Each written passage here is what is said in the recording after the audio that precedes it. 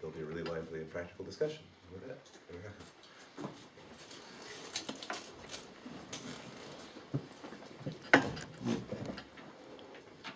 Thank you, Rabbi Clapper, for the introduction and for inviting me to be here with you this morning. As Rabbi Clapper said, I'm Dani Rockoff. I grew up in Newton, Massachusetts. Shout out to my father, Dr. Avi Rockoff, who's here this morning, went out with me. My wife Ayala is here with me as well, outside. Interestingly, Rona, who's the Director of Operations, or some such fancy title for the Summer Beit Midrash, she and her family moved recently from Overland Park to your area, and they're dear friends of ours, and it's good to see them as well. Special shout out to Ruby Armish as well, from back in the day. Nice to see you move back to town. So I grew up here. I went to my Matmidim school from kindergarten through 12th grade. I spent a couple of years studying in Yeshivat Shalavim in Israel. Spent the better part of 3 summers learning in the summer Beit Midrash in Sharon and Cambridge and wherever else our haunts were in those early days. And it's really a pleasure to be back with the summer Beit Midrash in the community here to share what really I'd like to present as a case study. I'll share with you what we're doing in Kansas. I want to give you, first of all, the background, share with you what we're doing, and have a little conversation with you, hear some questions about what thoughts you might have, what I may be able to learn from you, and perhaps what I can share with you as well. So, currently I'm a rabbi in Kansas City. Does anyone know where that is, by any chance? Pick up a map of the United States, you point right to the middle, that's where it is, okay? Overland Park, Kansas is actually where the Jewish area is now, which is just west of Kansas City, the metro area, but it's a very much a growing area.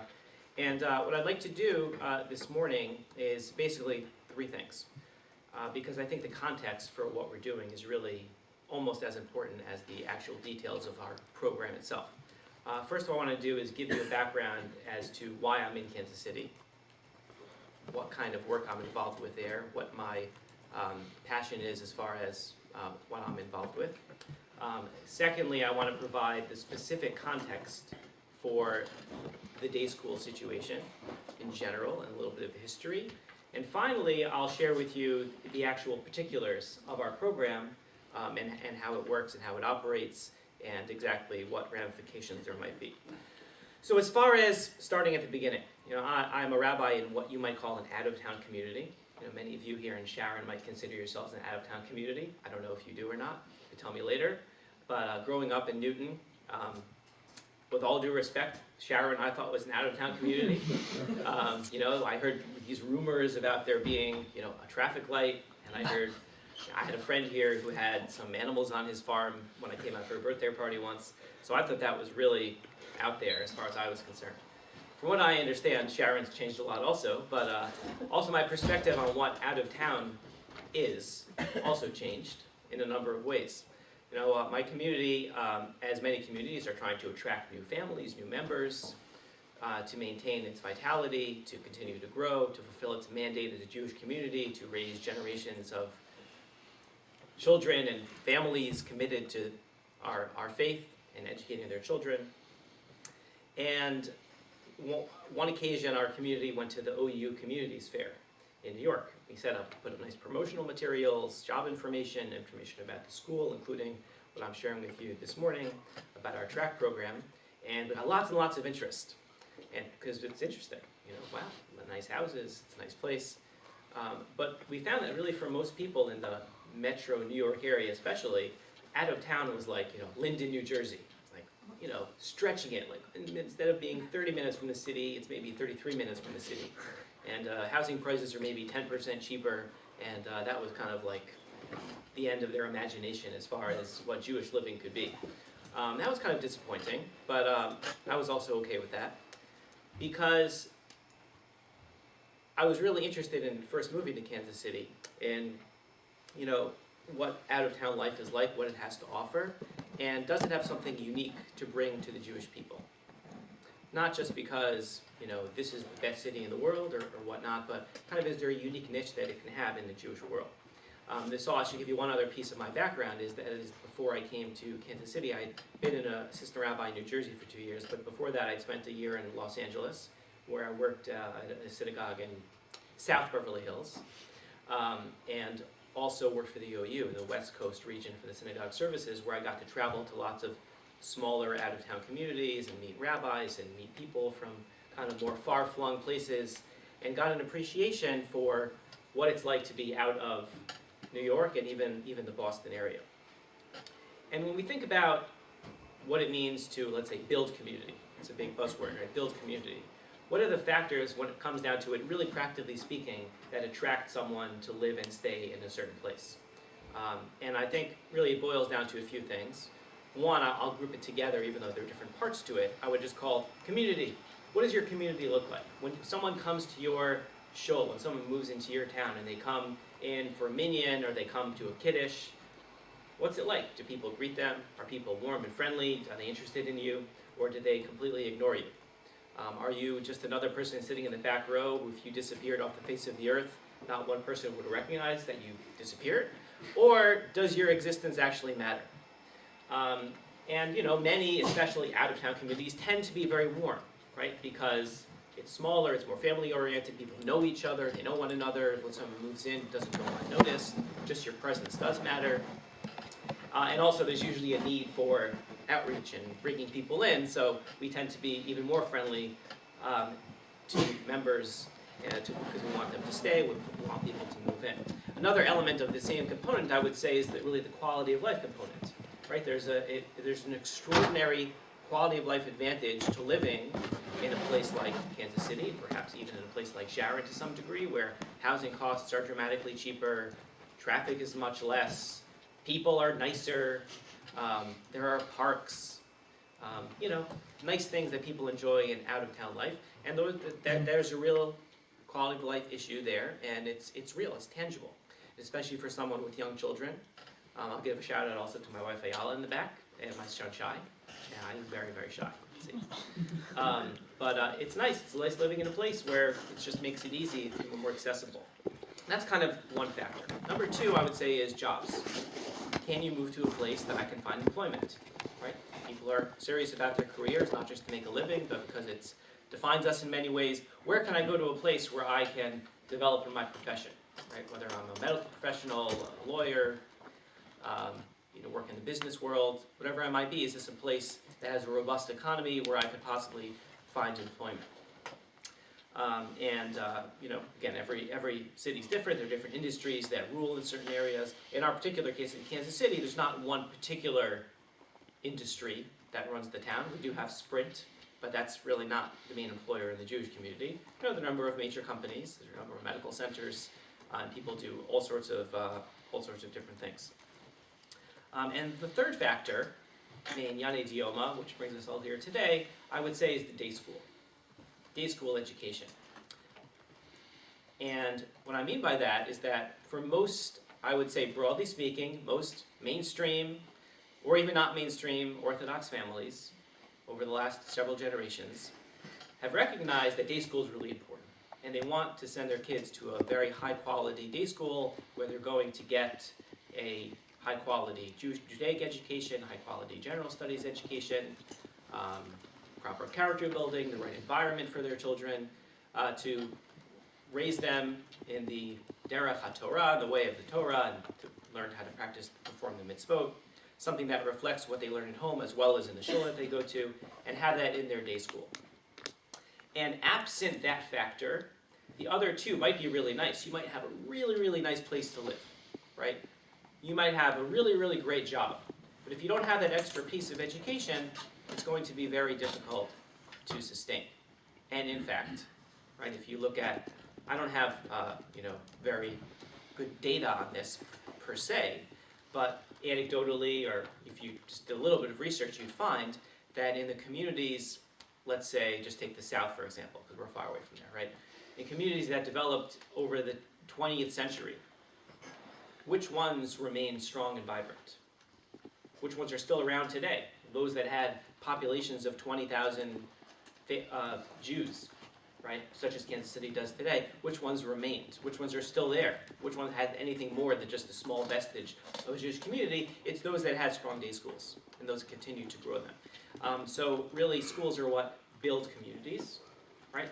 That's what drives the growth in synagogue life and in Jewish life in general, is really coming from the day school. Now, notwithstanding the fact that there are going to be outliers, right? You're going to find people who are going to homeschool, you're going to find individuals who either categorically, Beshita, they send their children to public school, or people who are wealthy enough or make sacrifices to hire tutors and figure something out. You're going to find that everywhere, right? That's okay. It's different, but I'd say for the majority, if not most people, if you're looking at a community, you're going to think the day school is really important. So that's kind of the first piece, right? The first piece is when you're looking at it out of town, that's where I'm coming from, coming to a place like Kansas City. How can we develop this community? We have a great core, great community, great cost of living, great place to live, wonderful synagogue, great job market. We're on the rise right now. Overland Park, where I live, is a booming area. Office buildings going up everywhere. Companies hiring by the thousands in all sorts of various fields, in IT, we have Cerner, medical technology company, Garmin, GPS, H&R Block, lots of great companies there, and you can afford to live there. It's a wonderful place, right? So what can we do to continue to make it grow? So it comes down to the day school. So that leads us to the second point here, which is, well, what's kind of the history of the day school in Kansas City? So Kansas City, as I mentioned, has about 20,000 Jews. Historically, going back to the first part of the 20th century, it was as robust a Jewish community as you were going to find in North America. It had probably well more than 20,000, maybe 25, 30,000 Jews. The kosher slaughter in Kansas City was very large. It was even larger than Chicago in the first half of the 20th century, to give you some perspective. And that was really strong until the early 50s. There was a flood in the stockyards, and little by little that kind of fell apart and industry moved elsewhere, and that kind of dried up. They had a very strong Talmud Torah system, which was the predecessor to the day school movement in the United States, in North America, where basically you'd come after school to get your extra education after public school. My great-grandfather, my namesake, was a Malamed, was a teacher of such a school in Hazleton, Pennsylvania, where there was never a day school. And you can ask my father afterwards what's left in Hazleton, Pennsylvania today. So in any case, at a certain point, even though there was a very strong Talmud Torah system based in synagogues, there were a group of rabbinic leaders and community leaders who recognized that they needed to have a day school. So in 1966, finally, against the resistance of many really at the time, they started a day school. It was called the Hyman Brand Hebrew Academy. Hyman Brand Hebrew Academy, when you're talking about a day school, how many years ago is that? Almost 50, right? Talking about a day school 50 years ago, there wasn't like a lot of variation as far as what day schools were like. You went to day school, you learned how to daven, you learned some Chumash, maybe you learned some Mishnah about the holidays. I don't know what the curriculum was like exactly, but it really essentially was like an Orthodox day school. And even from one of the founders of the school that I spoke to recently, said that to me. He said from the very beginning, the idea, they understood that if they're going to have a day school, it needed to serve the Orthodox community, population. Because otherwise they're not going to send their kids there. It's just not going to work. But also there wasn't this idea that there was like so many different ways of approaching it. Kind of everyone would send their kids there, whatever their level of observance was, whatever denomination they belonged to. Remember, at this time, the conservative movement was at its strength, right? It was at its height. That was the majority of American Jewry. That's clearly at the time where everyone thought things were going. Yet, even then, they thought that this school needs to be under Orthodox direction. Teachers need to be Shomer Shabbos, Judaic studies teachers. The principal that they hired is he's still alive. I've met him. He's a very religious Orthodox man who started off as the head of school. And that's how things started. So it, like many schools, it grew over the years, went to different locations. And in a nutshell, just to kind of get to the point, here's what happened in the last 15 years. So I think about the late 90s, over time the school had, the population in Kansas City had changed. there were fewer Orthodox families. The synagogue I'm part of, called BIAV, Beth Israel, Abraham, and Voliner, it's a mouthful, I know, which was a conglomerate of smaller shuls that joined together in 1960, by the 80s and early 90s, was essentially an old age home, right? Average age, 85, minion of Scotch drinkers Shabbos morning, and kichel, and that kind of thing, but really not a lot going on. So when people would call Kansas City and say, should I move here? They were promptly told, probably not. It's probably not the place for you to come to. Not a great way to build community, okay? If you're taking lessons on PR and marketing for your community, actively discouraging people from moving there, probably not a good idea unless you're playing hard to get. But in any case, so fortunately, a lot of things came together at the time. The Orthodox community slowly started to attract people. They had a dynamic rabbi at the time who was Makariv, some families, and kind of brought back a fresh energy to what Orthodoxy could look like. And yet at the time, still, the community was just this community school. And I don't know what affiliations it had over time. Eventually, it ended up joining an organization which is pretty new, which is called RavSoc. Has anyone heard of RavSoc? Give me some recognition if you've heard of it before. RavSoc is a network that was created. It is a network of community day schools, all right? And what that means is we've had schools in the last 50 years of different denominations. You have an Orthodox day school, Torah and Masorah day school, which was essentially the Orthodox day school movement. There were attempts to make other Orthodox day school movements, but those never panned out. So that was essentially the only Orthodox day school movement. You had the Solomon Schechter, which is, of course, the conservative day school movement. You have the Reform day school. I'm not sure if it's a movement or not. Rashi school, is that Reform day school here? Anyone tell me? In Boston, for example. So there are a few of those here and there. But I believe the idea was they recognized that, especially in communities such as ours, where you have one day school, you can't necessarily go for a denomination. It has to be something that can serve the entire community. And I think there are a number of them now. There's the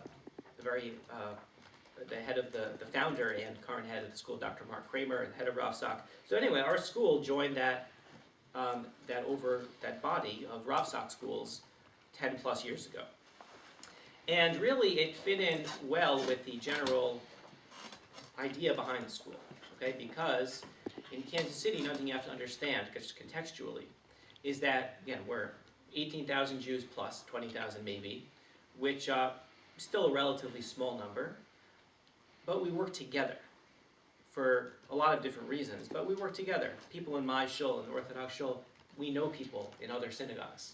I sit on a rabbinical association of rabbis of different denominations, for example, right? And the community prides itself in that. Some cities have that, not all do. So to whatever degree we can collaborate, we try to. People like that in Kansas City because they like getting to know each other. They think together we're stronger. And it's kind of just the culture that has been developed over time. So in the school, they always tried to serve all its members.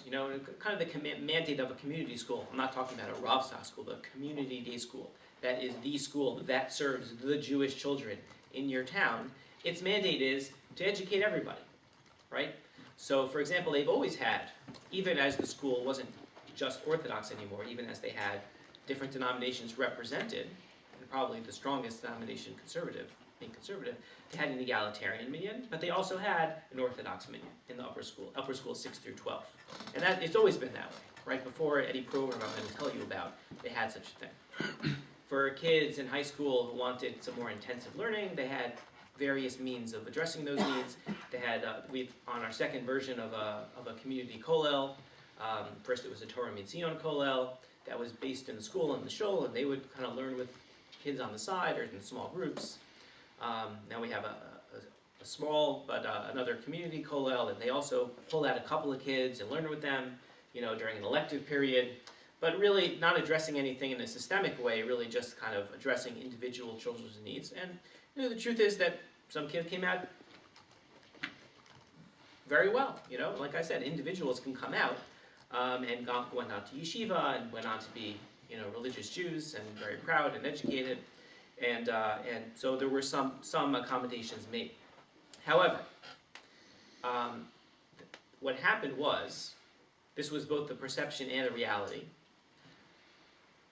that over the years, right, even once our community started to grow and have some young families and have some momentum to it, there was a drop-off, right? A family might move in and might send their kids to the community school for a couple of years and then say, it's just not enough for me. It's not enough for my family, right? The community day school is not going to work. They would move away, right? They would go to Chicago, they'd go to St. Louis, they'd go to New York, go to Israel, right? People left.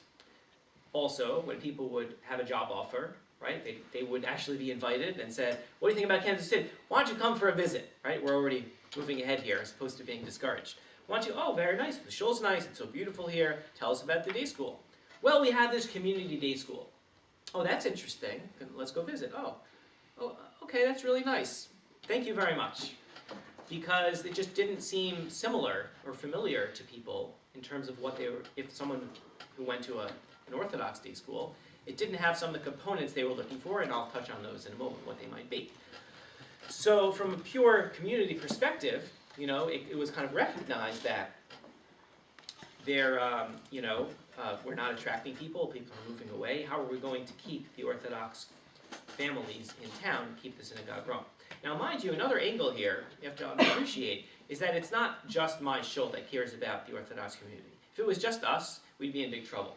Because, like in a lot of places, the Orthodox community probably has fewer resources. We're still pretty small. My shul has 130 families. So in order to kind of work together and the rising tide that floats all boats, we need the community. But the community also recognizes that they need us too, right? Because the community, what I mean by that is the broad community beyond just the Orthodox community, recognizes, right, because they're smart, and they've seen the studies, that a city that doesn't have a strong Orthodox presence is doomed.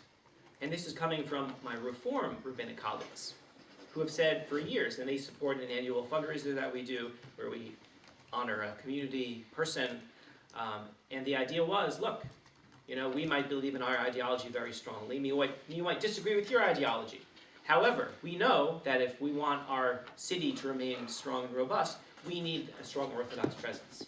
So that meant, at first it meant supporting our synagogue, right? That there's to be a shul that can exist and support such families, even for those who don't appreciate what the day school piece means. However, there's also, and this new era, this new component that I'm sharing with you is part of more recent development of recognizing there's particular day school needs that our community needs as well. So just a couple other particulars to fill in the blanks for you. There was a particular time about 10 years ago, there was a non-Jewish head of school, and there was a move to make the school even less religious, if you can say that, getting rid of the Judaic studies staff, limiting the amount of Judaic studies time, trying to cater to the prep school crowd who otherwise would have been sending their kids to the fancy prep schools or the very good public schools in our city, and that kind of didn't end well. Let's just say that. And then there was kind of a push in the other direction, kind of the traditional direction, to move to get the school back on track Judaically, and as part of a whole bunch of mix of things, including two attempts to make separate Orthodox day schools, one by a Lubavitch contingent in town that lasted about 3 years before it closed, one by a predecessor of mine who tried to start a separate Orthodox day school but never even got off the ground. So this is the situation I came into when I moved to Kansas City, where I found a school that was literally closed the year that I came, right? This Lubavitch school, another school that had been started or was about to start and never got off the ground, had created a lot of ill will, because again, we're a small community, people work together, there aren't as many funding sources, not to mention relationships trying to support this main institution, this main flagship institution of day school education. So basically, here's what actually happened, just to give you the story. We had this community called Little Town. There were 4 families. They had 4 children entering kindergarten. And they approached the Lubavitch school to see if they can work with them. That didn't work out so well. The head of the kollel at the time had been a student of our head of Judaic studies in the school, So they had a relationship. They said, let's see what happens. What if we create a kindergarten pilot track and see how it goes? So they created a kindergarten pilot track and hired a teacher and one of the wives of the Kolo families who taught kindergarten, and it actually went very well, and the children were happy. It worked well within the school. So they said, well, let's see if we can make this happen. So I stepped in as kind of the head of the Orthodox community to continue to develop this model. That's kind of the background to how it happened. So that's kind of step number 2, right? Step number 1 was building community. Step number 2 is kind of giving you the context where all this came from. Step number 3, I'll share with you just the bullet points about what the program actually is. What does it mean to have an Orthodox track within a community day school? So from the beginning, we understood that there, I'd say, a few major components to what it means. What are the factors that need to go into an Orthodox Judaic Studies program in a school? One question I'll get out of the way, just it's technical, but it might be bugging some of you already. How does it work? So for Judaic Studies classes, for tefillah, for prayer, and for Judaic Studies classes, and even Hebrew as well, we have a separate teacher for those classes. Otherwise, the students are totally integrated into the school. For English, for science, for math, they're together with everybody else, and it's just we have these parallel Judaic Studies tracks. That's just how it works. So the primary goals of this program are, number 1, that there should be a teacher who embodies the values of what they're teaching. Because the policy that the Judaic Studies teachers needed to be Orthodox, religious, Shomer Shabbos, right, that was gone a long time ago. The idea was to have teachers who are Shomer Shabbos. Now, this is not something you take for granted, because the argument could be made, what's the difference, right? If someone could teach the content, then it's the content that matters, right? Or what should it matter what a person's beliefs are? As long as they can teach Hebrew, as long as they can teach the rabbinic text, the Torah text, it's okay. However, there's a feeling, right, and not, in my opinion, not an incorrect one, that there's something missing, right, when the person that you have as a role model for your children, right, to embody the values of what they're teaching, right? If someone's up there and doesn't believe what they're teaching, doesn't practice what they preach, right, then how do you expect the students in the classroom to also live up to that, right? So the whole idea of role model was very important for us from the beginning, that the rest of the school is going to do what it's going to do because they have different needs, but for our program, we need to have role models for our students. Number 2 is going to be curriculum, right? And what I found, and again, this is a case study, this is all a work in progress, but what I found in my travels and discussions over the last several years is something really interesting is happening in the landscape of American Jewry. As I'm not going to talk about the Pew Report, right? You can ask questions about that. I'm sure you've talked that ad nauseum. However, in broad strokes, I think it's not unfair to say that denominations, as we've known them over the last 5 decades or 100 years, they're kind of changing. They're shifting. When I see someone who used to be a member of the traditional synagogue in Kansas City go to a Reform temple seamlessly, or vice versa, that kind of tells you something, right? Things are moving, the denominations don't mean quite the same thing. However, broadly speaking, there's kind of this divide, even within the day school world, right, between what families are looking for. There is a segment of the population, they absolutely do not want a traditional Orthodox day school education, right? They're Jewish, they do want to send their kids to day school, they want their kids to be on other Jewish kids, they want their kids to learn Hebrew, right, which includes some Israeli families as well, right? They want their kids to learn about the holidays. They love the idea of day school, and they're very proud of that. But do they want their kids to learn how to daven? Do they want their kids to learn, Chumash and Rashi? Do they want their kids to know Mishnah and Gemara? They don't know what they want, really. Necessarily. Not everyone knows exactly what every curricular goal is for their children, but it's not something that they learn themselves. It's not something they do at home.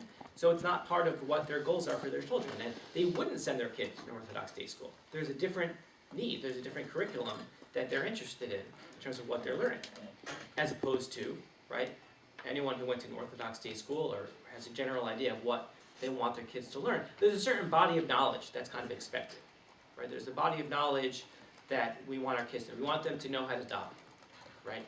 We want them to know about the holidays. We want them to know, even when it comes to halacha, we want them to be able to learn what's proper and what's not proper, right? Without looking over our shoulders, worrying, oh no, am I offending the person next to me by talking about keeping Shabbos, right? Or can we just teach it because this is our classroom, this is our domain, and we'll do things the way they need to be done.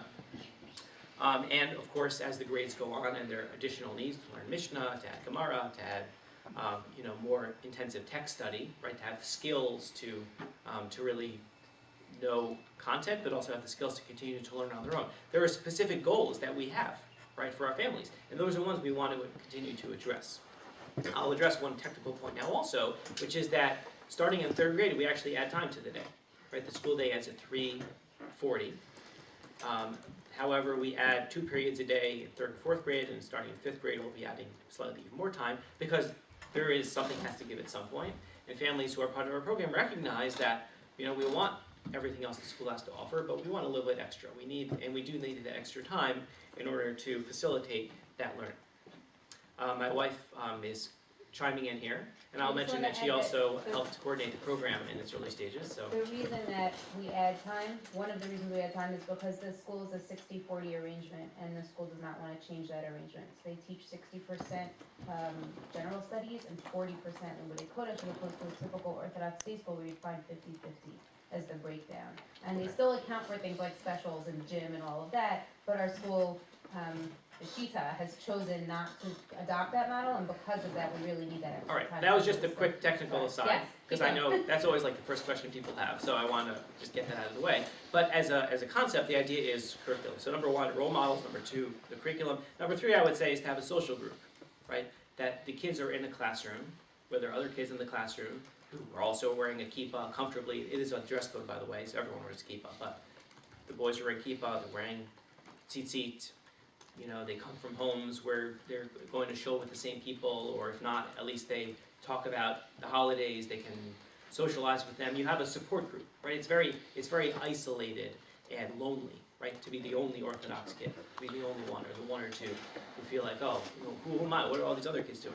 So here, you have that, right? You still have the involvement with the rest of the community, right? You still interact with them. However, you have your environment, right? And that's a key word also, the environment, where you have your role model, your learning, you have kids around you who are coming also from observant homes. Technical point also, if you're not from an observant home, anyone's welcome to come to the program, right? But the understanding is, if you're coming to the program, it's because you understand what's being taught, and you'll support at home what's going to be going on in the classroom. So those are kind of the key points as far as how the program works. I'm going to turn it over. I'm going to conclude my little spiel here in just a moment, and I'd love to get some questions. But I'll also just mention that kind of what makes this work. All right, what makes this work? So one of the things that makes this work is enrollment. Right? We had a community day school. If you've studied the trends in day schools in general across the spectrum, it's been difficult times. Tuition is expensive. Schools have closed around the country. Schools are consolidating, doing all sorts of things. I'm sure you've read in the OU and everyone, tuition affordability and the tuition crisis and all the, the words that are out there. But it's not so simple, and every school wants to attract more families. This was a way for the school, plain and simple, to keep families in the school and attract families to the school, right? Things were not trending upwards in terms of enrollment. This was a way of keeping families in school, and in fact, we'll have 40 students in our program alone next year, K through 5. The whole school has 230 students. However, in the lower grades, such as my son's class, it's about a third. So our program is about a third of the students in, let's say, a 30-student kindergarten class, right?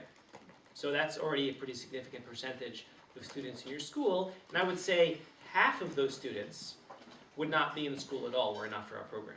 So there might be a few who would still send their kids to the community day school, who were in Kansas City before we came along, or otherwise would be comfortable with the community day school, but at least half wouldn't come, not to mention all the potential families who would move in.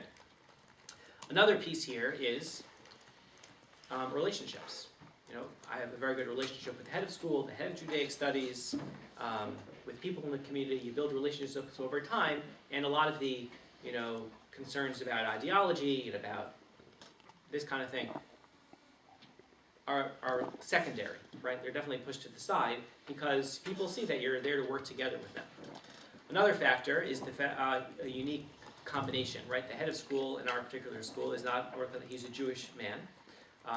He's not Orthodox. However, he's open, right? He's not saying it has to be this way, it has to be that way. He wants to be there for all Jewish people. He wants it to serve everyone, and he's willing to try something different that no one's tried before. The other piece of the administration, Rabbi Avi Weinstein is our Judaic Studies principal. He's from Silver Spring, originally from Kansas City. Became Orthodox, went to yeshiva, became a rabbi. Actually was rabbi at Harvard Hillel many years ago. He came to town as the Judaic Studies principal, but he sent his kids to day school and yeshiva. He knows what it is. So he had the sensitivity to appreciate what families would need, but also how the relationships in the community to articulate why this is important and how it's kind of worked together. He's been a great spokesperson for kind of getting it off the ground and getting us to where we are now, not to mention the relationship with that I mentioned before, being the teacher of one of the rabbis from the Rosh Kollel. And another piece here is that clearly anyone who's going, even an Orthodox family who's going to send their kids to this program, be involved, has to value, or at least be comfortable with on some level, realizing that their kids are going to be in a community school environment, right? Meaning that you're not going to be in a school where everyone's exactly the same, right?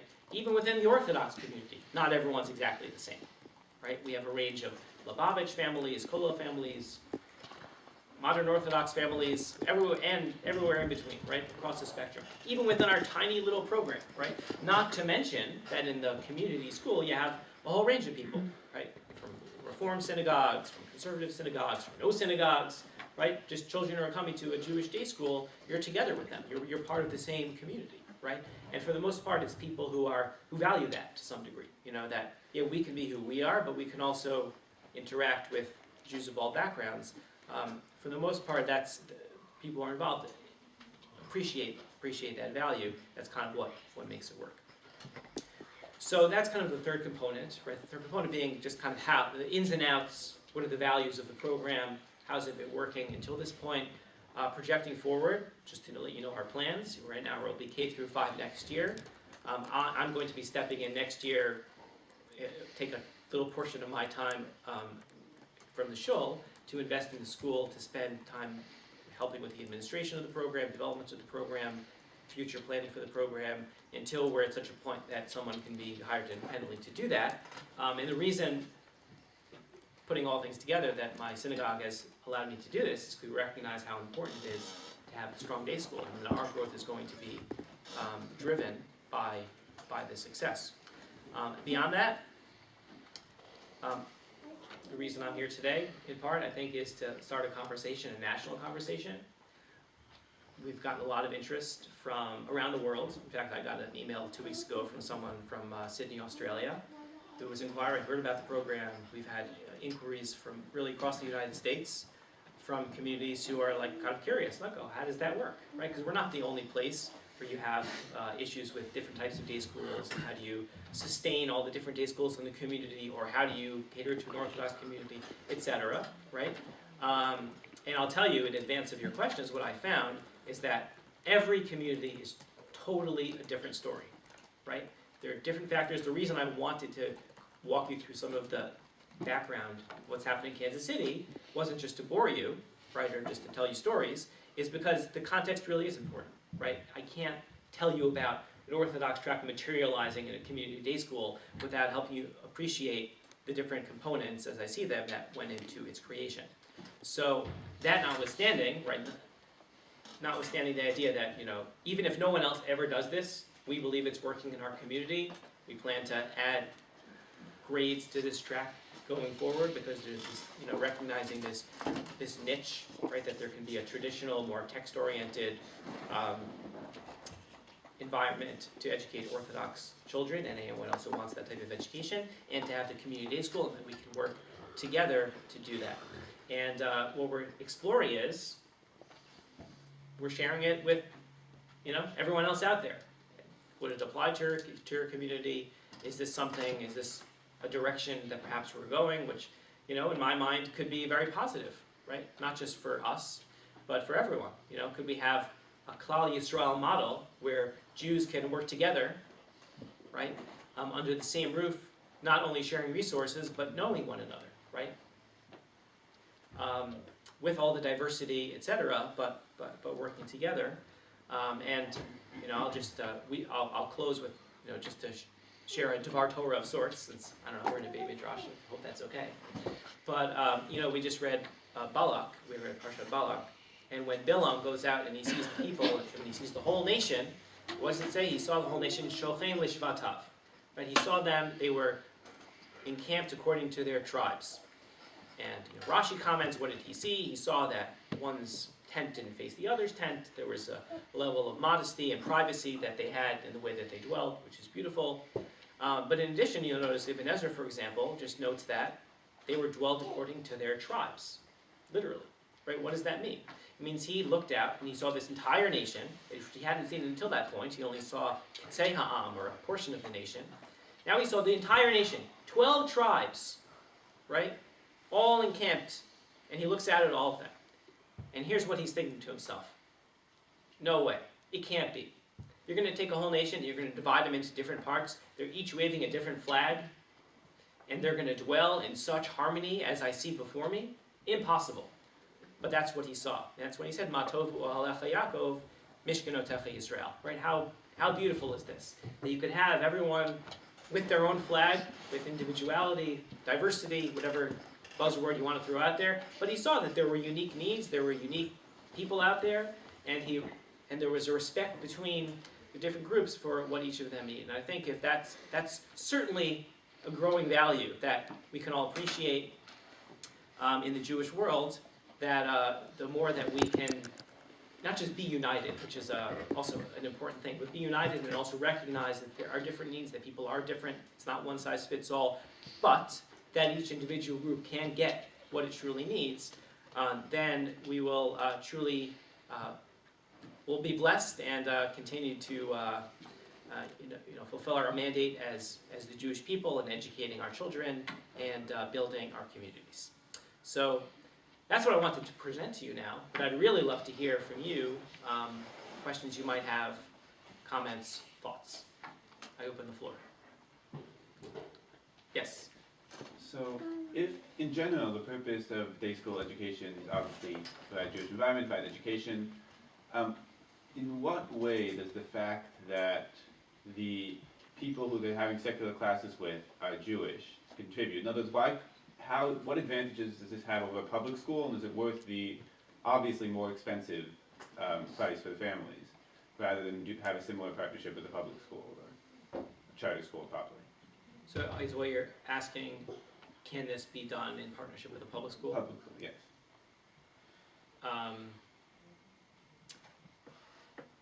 Let's see.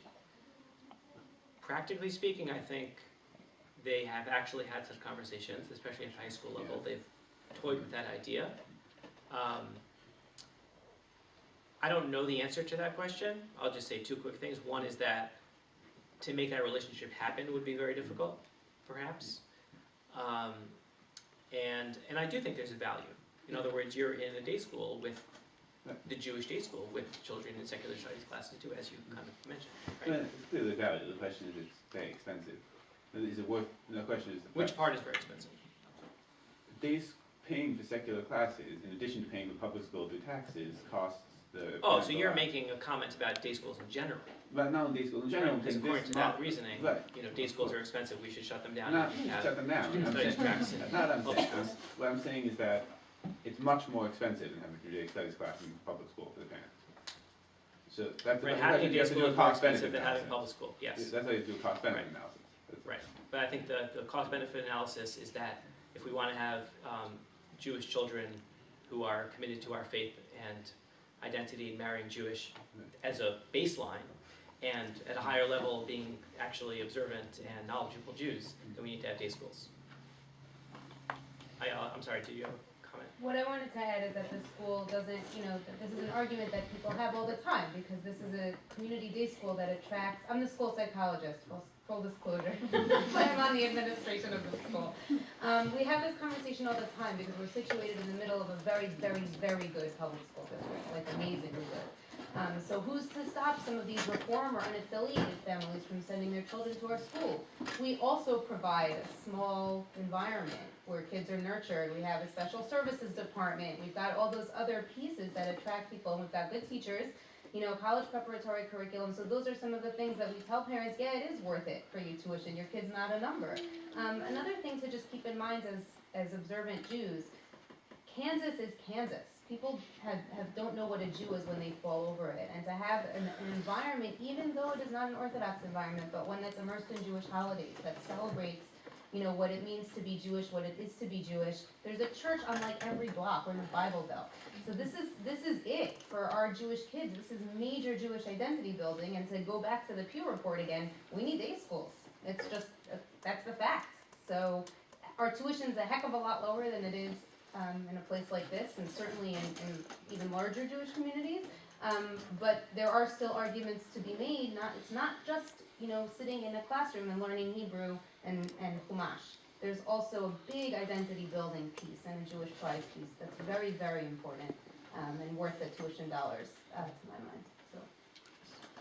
So you seem to be implying that this model of having an Orthodox track in a community day school isn't just an alternative for small communities that can't support multiple day schools, but has like inherent value in building quality trials. So I was wondering if you could kind of unpack that for us a little bit and tell us a little bit, like, are there intentional programs, like intentional dialogues facilitated between the kids? Like, how do you talk about pluralism? How do you address the fact that there are tracks within the school? Like, in what ways is the school kind of intentionally having that conversation with Right. the kids and among the parents? Thank you for asking that question. So the way I look at it is, and maybe this is more of a philosophical question that probably Clapper can unpack separately, but to what degree is the reality the ideal, or the ideal the reality? Because, what's the ideal? If there were unlimited resources or whatnot, would it be better to have separate schools? You could ask, right?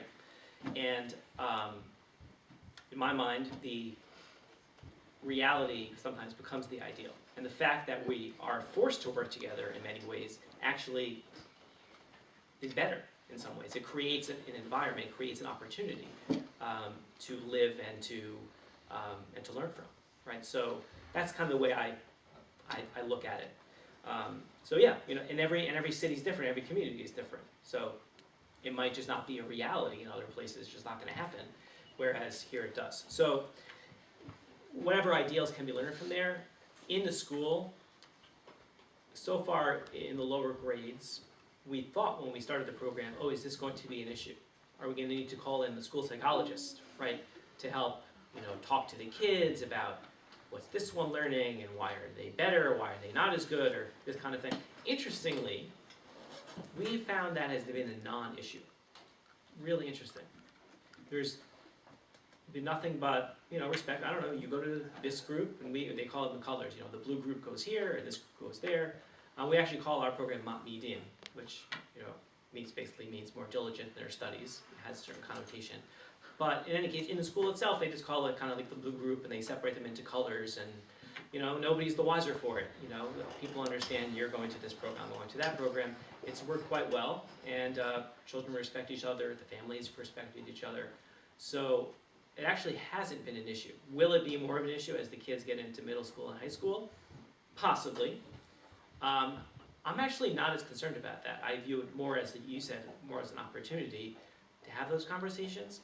I think the other piece here, at least as I see it, is, sure, there is ideology behind different things here, but it's not pure ideology that's driving all this. It's not coming from like, well, this is my ideology, so this is how we're going to do it. The general feel of the school is a community day school. So sure, we recognize people who come from different backgrounds, we recognize there are different needs, but it's not always presented as like everything's done on principle. It's more of a, I don't know if that makes sense, but kind of it's more of like community-driven need-driven.